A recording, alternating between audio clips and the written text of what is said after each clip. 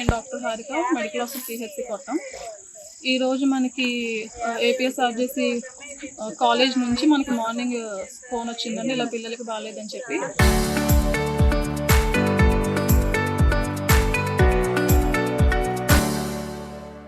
So మన staff, health staff, ANM, MLHP, health assistant, ASHA worker అందరూ వచ్చి టెస్ట్ చూసినప్పటికీ ఒక 9 మందికి పిల్లలకి ఫీవర్స్ ఉన్నాయని చెప్తే వెంటనే మనం మలేరియా టెస్ట్ చేసాము, నెగిటివ్గా వచ్చింది.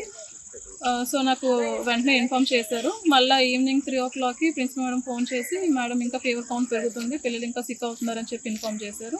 సో వెంటనే ఇక్కడికి వచ్చి మెడికల్ క్యాంప్ కండక్ట్ చేయడం జరిగింది. నేను వచ్చే టైంకి ఇక్కడ సిక్ రూమ్లో 52 మంది పిల్లలు ఉన్నారండి.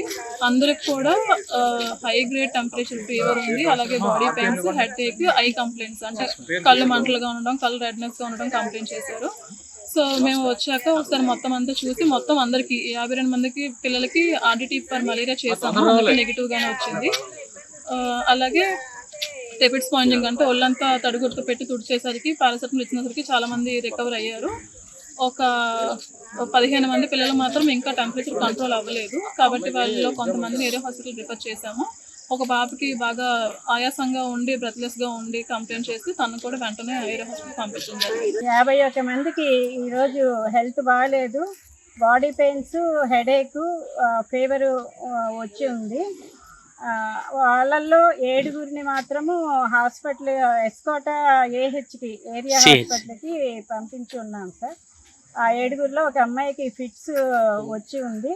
ఆ అమ్మాయికి ప్రీవియస్ ఆ ప్రాబ్లం ఉన్నట్లుగా పేరెంట్స్ చెప్పి ఉన్నారు సార్. పేరెంట్స్కి ఇన్ఫామ్ చేసాము, వాళ్ళు కూడా వస్తూ ఉన్నారు.